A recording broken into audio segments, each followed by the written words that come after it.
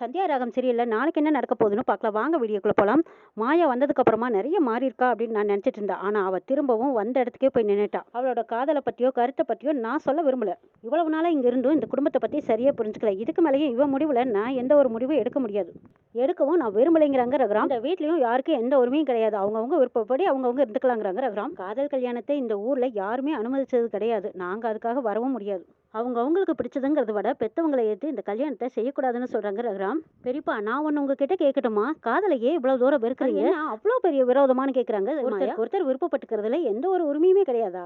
நான் ஒன்றும் ஓடி போய் கல்யாணம் பண்ணிக்கலாம்னு நினைக்கலையே. உங்களோட ஆசீர்வாதத்தோட உங்க எல்லாத்தோட சம்மதத்தோட தான் நான் கல்யாணம் பண்ணிக்கலாம்னு நினைக்கிறேன். பெரிய குற்றச்சாட்டு மாதிரி என்னை வீட்டை விட்டு வெளியே போன்னு சொல்றீங்க. மாயா, இதுக்கு மேலேயும் நான் உனக்கு விளக்கம் கொடுக்க விரும்பல. இந்த வீட்டை பற்றியும் என்னை பற்றியும் உனக்கு நல்லா தெரியுமில்ல. இப்போ நீ ஒரு முடிவு எடுத்திருக்க. அந்த முடிவுக்கு நான் குறுக்க நிற்க விரும்பல. இந்த வீட்டு பொண்ணு அப்படியோட முடிவு எடுத்தா நான் ஒத்துக்கவும் மாட்டேன். அதுக்கு துணையா நிற்கவும் மாட்டேன். இப்படி ஒரு முடிவு எடுத்ததுனால நீ இந்த வீட்டு பொண்ணாவும் இருக்கவும் முடியாது. இதுக்கப்புறம் நீ கல்யாணம் பண்ணிக்கலாம், உனக்கு பிடிச்ச வாழ்க்கை வாழலாம். ஆனா நீ இங்க இருக்க முடியாது. உன் அப்பாவோட உனக்கு பிடிச்ச நாட்டுல போய் உன் வாழ்க்கையை நீ தொடங்கிக்கோங்கிறாங்க ரகுராம். மாயா, இப்போ புரியுதா உனக்கு? நானும் உங்க அம்மாவும் ஏன் அப்படி ஒரு முடிவு எடுத்தேன்னு. இந்த குடும்பமே இப்படித்தான் பேசுவாங்க. இவங்க எதுவுமே புரிஞ்சுக்க மாட்டாங்கன்னு சொல்றாங்க கிஷோர். அப்போ நீ செஞ்சதெல்லாம் சரின்னு சொல்றியான்னு பாட்டி கேட்கறாங்க. அம்மா, நீங்க எதுவும் பேசாதீங்கன்னு சொல்றாங்க ரகுராம். நடந்ததை எல்லாமே நியாயப்படுத்தி பேசலாம். ஒரு தடவை செஞ்ச தப்ப ஒரு தடவை மன்னிக்கலாம். ஆனா அதே தப்ப திரும்ப திரும்ப செஞ்சா மன்னிக்க முடியாது. நீங்க செஞ்ச தப்ப நாங்க ஏத்துக்கிட்டோம். ஏன்னா சந்தியா இருக்கிற வரைக்கும். இப்போ சந்தியா இறந்துட்டா உன்னையும் மாயாவையும் ஏத்துக்கிட்டோம். இந்த குடும்பத்துக்குள்ள வந்தீங்க சரி, ஆனா திரும்பவும் அதே தப்ப செஞ்சீங்கன்னா நாங்க ஏத்துக்கவே முடியாதுங்கிறாங்க ரகுராம். மனுஷனா பிறந்தா ஒரு தடவை செஞ்ச தப்ப திருத்திக்கணும். அதே தப்ப திரும்ப திரும்ப செஞ்சா அதுக்கு பேர் மனுஷனும் கிடையாது. அதை மன்னிக்கவும் கூடாதுங்கிறாங்க. நீங்க திரும்பவும் செய்யற தப்ப என்னால ஏத்துக்கவே முடியாது. உங்க விருப்பப்படி நீங்க கல்யாணம் பண்ணிக்கோங்க. கல்யாணம் பண்ண கையோட உங்க ஊருக்கே கிளம்பிடுங்க. இங்க இருக்க வேண்டாம்னு சொல்றாங்க ரகுராம்.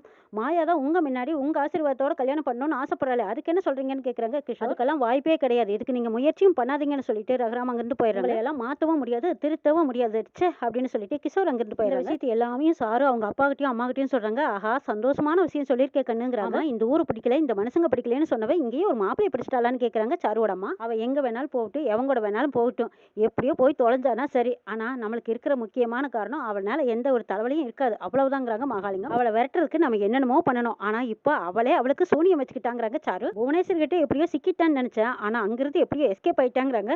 அம்மா, எஸ்கேப் ஆகல, இந்த லவ்வால தான் அவ விலகிட்டு இருக்கா. அப்படி போறத விட இப்படி லவ் பண்ணிட்டு போறதும் நமக்கு நல்லதுதாங்கிறாங்க சாரு. ஆமா, அந்த மாயா யாரை லவ் பண்றான்னு சொன்னாலான்னு கேக்குறாங்க. இல்லையே, அவளும் சொல்லல, அவங்க அப்பாவும் சொல்லலைங்கிறாங்க. ஏமா, ஒருவேளை அந்த ரகுராம் உள்ள போந்து குட்டையை குழப்பிடுவானோன்னு சொல்லாம இருந்திருப்பாங்களோங்கிறாங்க. அதுதான் காரணமா இல்ல வேற ஏதாவது சூழ்ச்சி இருக்கான்னு எனக்கும் தெரியலப்பாங்கிறாங்க சாரு. அது எதுவா வேணாலும் இருக்கட்டும். அவ சொன்னா என்ன, சொல்லலைன்னா என்ன, எப்படியோ தொலைஞ்சானா சரி. ஆனா ரகுராம் கடைசியா ஒரு பாயிண்ட் சொன்னார் பாரு. நீ காதல் கல்யாணம் பண்ணிக்கிட்டீங்கன்னா நீ இந்த வீட்டை விட்டு வெளியில போகணும்னு சொன்னார்ல, அது எனக்கு ரொம்ப பிடிச்சிருக்குங்கிறாங்க மகள். ரகுராமோட வாயாலேயே மாயாவை வீட்டை விட்டு வெளியே போகணும்னு சொன்னாங்க. அது வரைக்கும் நம்மளுக்கு சந்தோஷம் தான். அவர் எப்ப சொல்லுவார்னு நானும் காத்துக்கிட்டு இருந்தேன்னு சொல்றாங்க சாருவோடமா. சரிப்பா, வேற ஏதாவது விஷயம் இருந்ததுன்னா நான் வந்து சொல்றேன், நான் போயிட்டு வரேன்னு சொல்லிட்டு சாரு கிளம்புறாங்க. அப்பவும் சாரு மனசுல ஒரு சந்தேகம். மாயாவெல்லாம் அவ்வளவு ஈஸியா வீட்டு விட்டு வெளியே கிளம்ப மாட்டா. அவகிட்ட வேற ஏதோ ரகசியம் இருக்குன்னு நினைக்கிறாங்க. இந்த வீட்டோட கட்டுப்பாடு தெரிஞ்சிருந்தும் லவ் பண்றேன்னு சொல்றா. அவனையே தான் லவ் பண்ணி கல்யாணம் பண்ணிக்குவேன்னு வேற சொல்றா. ஒருவேளை மாயா லவ் பண்றது சீனுவா தான் இருக்குமா? அவங்க ரெண்டு பேரும் நெருங்கி பழகிறத பார்த்தா அப்படிதான் தெரியுது. ஆனா மாயாவோட பிரச்சனை வரும்போதெல்லாம் சீனு அமைதியாவே நின்றுட்டு இருக்கிறான். அவன் ஒருவேளை நல்லவனா இருந்திருந்தா திருப்பி யார் லவ் பண்றேன்னு அவன் கேட்டிருப்பான்ல. ஒருவேளை நம்ம நினைச்ச மாதிரி தான் இருக்குமா? சரி, கண்டுபிடிப்போன்ட்டு போறாங்க சாரு. மனுவனும் பத்மாவும் பேசிட்டு இருக்காங்க. மாயா இப்படி பண்ணுவான்னு நான் நினைச்சு கூட பாக்கலைங்கிறாங்க. நான் நினைச்சது சரியா தான் இருக்கு. என்னதான் பாம்புக்கு பால் ஊத்தி வளர்த்தினாலும் அது கக்கறது விஷமா தானே இருக்கும். அதனோட தன்மையும் மாறாது. அதே மாதிரி தான் மாயாவோ, அவ மாறவே மாட்டான். நான் நினைச்ச மாதிரி தான் இருக்கா. இதுக்கப்புறமா நீ என்ன செய்ய போறேன்னு தான் நான் யோசிக்கிறேங்கிறாங்க பத்மா. பத்மா வந்ததுக்கும் இப்ப இருக்கிறதுக்கும் மாயா எவ்வளவு மாறி இருக்கா. அவளை பத்தி எல்லாம் நீ இப்படி தப்பா பேசாதீங்கிறாங்க மணிவண்ணன். மாயா இந்த ஊர்ல ஒருத்தரை தேர்ந்தெடுத்திருக்கா அப்படின்னா அவன் ஒரு பெரிய ஆளா தான் இருக்கணுங்கிறாங்க மணிவண்ணன். மாயா இந்த ஊர்ல ஒருத்தனை தேர்ந்தெடுத்திருக்கான்னா அவன் பெரிய ஆளத்தாங்க இருக்கணும்னு நினைக்கிறாங்க பத்மா. பார்வதியும் அங்க வர்றாங்க. அதனாலதான் அவங்க யாருமே மாப்பிள்ளை யாருன்னு மூச்சு விடாம இருக்காங்கிறாங்க. ஆமா, சொன்னா என்னவா, நாம என்ன கடிச்சா தின்னற போறோங்கிறாங்க பத்மா. நாம யாராவது போய் கழிச்சு விட்டுட்டா என்ன செய்யறதுன்னு தான் சொல்லாம இருப்பாங்க போல இருக்குங்கிறாங்க பார்வதி. சாரு நினைக்கிறாங்க மாப்பிள்ளை யாருங்கிறத இவங்கள வச்சு கேட்டு தெரிஞ்சுக்கணும்னு நினைச்சிட்டு இருக்காங்க. இன்னும் கொஞ்சம் நாளையில மாப்பிள்ளை யாருங்கிறத நம்ம கண்ணுல காட்டித்தானே ஆகணும். அப்படியாவா காட்டாம இருக்க முடியுங்கிறாங்க பத்மா. மாப்பிள்ளையை பத்தி இது வரைக்கும் சொல்லாம இருக்காங்கன்னா அதுக்கு ஏதாவது வேற ஏதாவது காரணமா இருக்கும். நம்மளா கேட்க வேண்டாங்கிறாங்க மணிவண்ணன். என்ன மாமா இப்படி சொல்றீங்க? மாப்பிள்ளை யாருன்னு நம்ம தெரிஞ்சுக்க வேண்டாமான்னு கேட்குறாங்க. சீனு மாமாவுக்கு தெரியறக்கு வாய்ப்பு இருந்தாலும் இருக்கும். அவரை வேணாலும் கேட்டு பாருங்களேங்கிறாங்க. ஆமாமாங்க, அவனை கேட்டால் தெரிஞ்சாலும் தெரியும். நீங்கள் வேணாலும் போய் கேட்டு பாருங்கங்கிறாங்க பத்மா. ஆமாமா, உனக்கு மட்டும் தெரியலன்னா மண்டையை வெடிச்சிருமேங்கிறாங்க மணிவண்ணன். ஆமாமா, இது உலக பெரிய ரகசியம். இது எனக்கு மண்டை வெடிக்கிறதுங்கிறாங்க பத்மா. சரி, அப்புறம் என்ன, விட்டு இந்த விஷயத்தையே பேச வேண்டாங்கிறாங்க மணிவண்ணன். நீங்க ஒரு நல்ல எண்ணத்துல தானே மாப்பிள்ளை யாருன்னு கேட்க போறீங்க, நம்ம என்ன கெடுக்கவா போறோங்கிறாங்க சாரு. கேட்டா அக்கறையா கேட்டதுனால யாரும் தப்பா நினைச்சுக்க மாட்டாங்க. அது உங்களுக்கு நிம்மதியா இருக்கும், நம்மளுக்கும் கேட்கறவங்களுக்கு நிம்மதியா இருக்கும்ல மாமா. கேட்டு பாருங்கிறாங்க சாரு. நாமளே போய் கேட்டு பார்க்கலாங்கிறாங்க பத்மா. வேண்டாம் வேண்டாம், நானே கேட்டுப்பட்டு வரேன் அப்படின்னு சொல்லிட்டு மணிவண்ணன் போறாங்க. சார் யார்கிட்டயோ போன்ல பேசிட்டு இருக்காங்க. மணிவண்ணன், பத்மா, பார்வதி எல்லாரும் போயிருக்காங்க. சாரு ஒண்டி நின்று கேட்டுட்டு இருக்காங்க. திடீர்னு திரும்பி பார்க்குறாங்க. கிஷோர், என்னது இவங்க எல்லாரும் வந்து ஒன்றா நிற்கிறாங்களே, ஒரு வேளை சீனுவை தான் மாயா லவ் பண்ணுறான்னு தெரிஞ்சு போச்சா?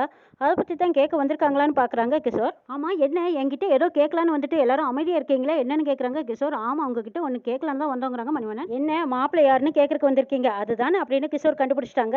அட, அமெரிக்காக்காரன் தான், நாங்கள் கேட்க வந்ததை அப்படியே சொல்லிட்டீங்க பாருங்கிறாங்க மணிவண்ணன். உங்கள் பொண்ணுக்கு மாப்பிள்ளை யாருங்கிறத நாங்கள் தெரிஞ்சுக்கிறதுல சந்தோஷம் தானுங்கிறாங்க பத்மா. மாப்பிள்ளை யாருன்னு தெரிஞ்சுக்கலான்னு ஒரு ஆர்வத்தில் தானே வந்து கேட்குறோங்கிறாங்க. ஏதோ ஒன்றை ஸ்மெல் பண்ணிட்டு தான் வந்து கேட்குறீங்கன்னு எனக்கும் தெரியுதுன்னு நினைக்கிறாங்க கிஷோர். இந்த ஊர் பையனா எங்களுக்கு தெரியாமல் இருக்க வாய்ப்பில்லை. யாருன்னு சொன்னீங்கன்னா நல்லது கெட்டது எங்களுக்கும் தெரிஞ்சுதான் நாங்கள் சொல்லுவோம் இல்லைங்கிறாங்க பார்வதி. ஆமாங்க, அவ ஒரு தப்பு தண்டாவா ஊதாரியா இருந்தானே என்ன செய்யறது?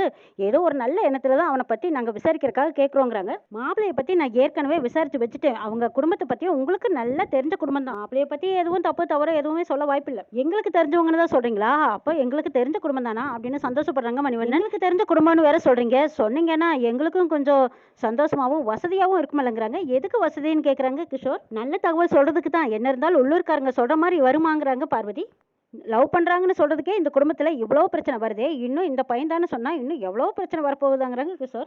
அதெல்லாம் ஒன்றும் பிரச்சனை வராது, நாங்கள் இருக்கோம், சொல்லுங்கள், சப்போர்ட்டுக்கும் நாங்கள் இருக்கோம்ல. சொன்னால் அந்த பையனுக்கு என்ன பிரச்சனை வருமோன்னு எனக்கு தெரியாது. அதான் கல்யாணுக்கு நீங்கள் வரப்போகிறது இல்லைன்னு ரகுராம் சொல்லிட்டாரு. அதுவும் வராத கல்யாணத்துக்கு மாப்பிள்ளை யாருன்னு தெரிஞ்சுக்கிட்டு நீங்கள் என்ன பண்ண போகிறீங்கன்னு கேட்குறாங்க கிஷோர். அதுவும் நல்லதுதான் மச்சான், கல்யாணத்து வரைக்கும் இது ரகசியமாகவே இருக்கட்டும்னு சொல்லிட்டாங்க மணிவண்ணன். சரி, நம்ம எல்லாரும் பேசியாச்சு, இவ்வளோ நேரம் ஆயிடுச்சு, நான் தூங்க போட்டுமான்னு கிஷோர் அங்கேருந்து போயிடுறாங்க.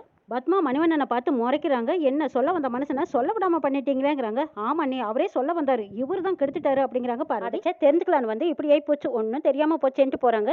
இவர் சொல்ற காரணமெல்லாம் ஒரே சப்பு காரணமா இருக்கேன்னு நினைக்கிறாங்க சாரு. ஒருவேளை சீனு தான் மாப்பிள்ளை வைப்பாரா? ஐயோ சாரு, சீனு மட்டும் மாப்பிள்ளையே இருக்கவே கூடாது அப்படின்னு சாரு மனசுக்குள்ள வேண்டிக்கிறாங்க. ராத்திரி நேரத்துல சீனு தனியா மொட்டை மாடியில் நின்றுட்டு இருக்காங்க. அங்க மாயா வந்திருக்காங்க. அப்பா வச்சு பேசினா பெரியப்பா சம்மதிப்பாங்கன்னு நான் நினைச்சேன். இந்த மாதிரி நடக்கும்னு நான் எதிர்பார்க்கல சீனுங்கிறாங்க மாயா. ஆனா நான் எதிர்பார்த்தேங்கிறாங்க சீனு. உன்னை விட இந்த வீட்டை பத்தி எனக்கு நல்லாவே தெரியுங்கிறாங்க சீனு. சரி சீனு, இதுக்கு என்னதான் முடிவுன்னு கேட்குறாங்க மாயா. இவங்களோட சம்மதத்தோடவெல்லாம் நம்ம கல்யாணம் நடக்காது. இவங்க சம்மதம் இல்லாம நம்மளா கல்யாணம் பண்ணிக்கிட்டா தான் உண்டுங்கிறாங்க சீனு. மற்றபடி எந்த ஒரு வாய்ப்புமே கிடையாதுங்கிறாங்க. அதையவே திருப்பி திருப்பி பேசாத சீனுங்கிறாங்க. நீயே பாத்தியல்ல, லவ் பண்ணனேன்னு சொன்னதுக்கே எவ்வளோ பெரிய பிரச்சனை ஆச்சுங்கிறாங்க சீனு. ஒருவேளை நீ தான் என்ன லவ் பண்றேன்னு உங்க அப்பா சொல்லியிருந்தாங்கன்னா இன்னும் எவ்வளோ பெரிய பிரச்சனை ஆயிருக்கும். நீ யோசியா, வீடே ரெண்டாயிருக்கும். அதுக்கப்புறம் நீயே இருந்திருக்க மாட்டேன், நானும் இருந்திருக்க மாட்டேங்கிற. அதுக்காக நம்ம லவ் பண்ற விஷயத்த வீட்டுல சொல்லாம இருக்க முடியுமான்னு மாயா கேக்குறாங்க. சரி, சொன்னா அவங்க எப்படி ஒத்துக்குவாங்கன்னு நீ நினைக்கிற மாயா? எனக்கு சாருவை கல்யாணம் பண்ணி கொடுக்குறேன்னு வாக்கு கொடுத்துட்டாங்க. அந்த கல்யாணத்தை நிறுத்தி உனக்கு எனக்கும் எல்லாம் கல்யாணம் பண்ணி வைக்க மாட்டாங்க. மாமா என்னைக்குமே கொடுத்த வாக்க மீற மாட்டாரு. அதனால தெரியாம கல்யாணம் பண்ணிக்கிறதா சரியான முடிவா இருக்குங்கிறாங்க சீனு. அப்பவும் இதே பிரச்சனை தானே வரணும் மாயா கேக்குறாங்க.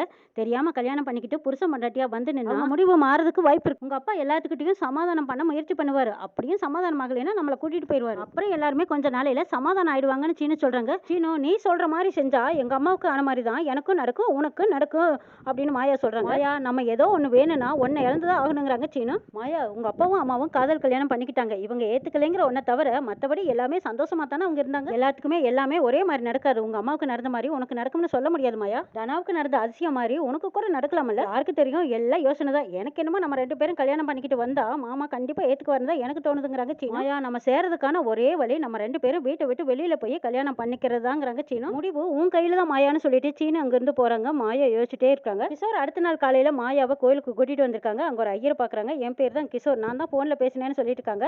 ஐயரும், நீங்க சொன்னது ஞாபகம் இருக்கு, சரி அந்த நிர்வாகி கிட்ட கொண்டு போய் நீங்க பணத்தை கட்டிட்டு வந்துருங்கன்னு சொல்றாங்க. அப்பா, எனக்கு எதுக்கு கோயிலுக்கு கூட்டிட்டு வந்திருக்கீங்கன்னு கேக்குறாங்க மாயா. மற்ற விஷயங்கள் ஏதாவது தெரிஞ்சுக்கிறதா இருந்தாலும் நீங்க கோயில் நிர்வாகிட்டே கேட்டுக்கோங்கன்னு சொல்லிட்டு ஐயர் அங்கிருந்து போறாங்க. அப்பா, என்னப்பா சொல்றீங்க? ஐயர் கல்யாணம் எல்லாம் சொல்லிட்டு போறாங்களே, யாருக்கு கல்யாணம்னு மாயா கேக்குறாங்க. உனக்கு தான் கல்யாணங்கிறாங்க. கிஷோருக்கும் சீனுக்கும் இங்க கல்யாணத்தை நடத்தலான்னு நான் முடிவு பண்ணிருக்கேங்கிறாங்க. அதுக்கான ஏற்பாடு பண்ணலான்னு தான் நான் உன்னையும் கோயிலுக்கு கூட்டிட்டு வந்திருக்கேன்னு கிஷோர் சொல்றாங்க. என்னப்பா நீங்க இப்படி ஒரு முடிவு எடுத்துட்டீங்களேங்கிறாங்க மாயா. பொறுமையா இருந்து பாக்கலாங்கிறாங்க மாயா. இனிமே பொறுமையா இருக்கிறதுக்கு டைம் இல்ல மாயாங்கிறாங்க கிஷோர். இதுக்கு மேலேயும் அவங்க எல்லாரும் சேர்ந்து உனக்கு கல்யாணம் பண்ணி வைப்பாங்கன்னு நீ நினைக்கிற? அவங்க பேசுனதையெல்லாம் நீயும் கேட்டியல? நீ தலைகீழாவே நின்னைனாலும் உனக்கும் சீனுவுக்கும் கல்யாணம் பண்ண ஒத்துக்கவே மாட்டாங்க மாயா. அதை நான் என் கல்யாணத்திலேயே பார்த்தாச்சு. 21 வருஷம் ஆச்சு, இன்னும் அவங்க யாருமே மாறல மாயா. உலகம் எவ்வளவு மாறி போச்சு. 21 வருஷம் ஆனாலும் இன்னும் இவங்க மாறவே மாட்டாங்க. இப்படியே தான் இருக்க போறாங்க. உங்க அம்மாவை நான் கல்யாணம் பண்ணி துரோகம் பண்ணிட்டு தான் சொல்றாங்களே. ஆனா இதை மட்டும் முன்னாடியே சொல்லியிருந்தா கண்டிப்பா எங்க கல்யாணமே நடந்திருக்காதுங்கிறாங்க கிஷோர். எங்க வாழ்க்கை, எங்களுக்கு பிறந்த நீ எதுவுமே இருந்திருக்காது. காதல்ங்கிற வாழ்க்கையே இவங்களுக்கு பிடிக்காது. எவ்வளவு ரியாக்ட் பண்றாங்கன்னு நீயும் பாத்தீங்களா. ஆனா நீ சீனுவை தான் லவ் பண்றேன்னு சொல்லியிருந்த, அவ்வளவுதான்.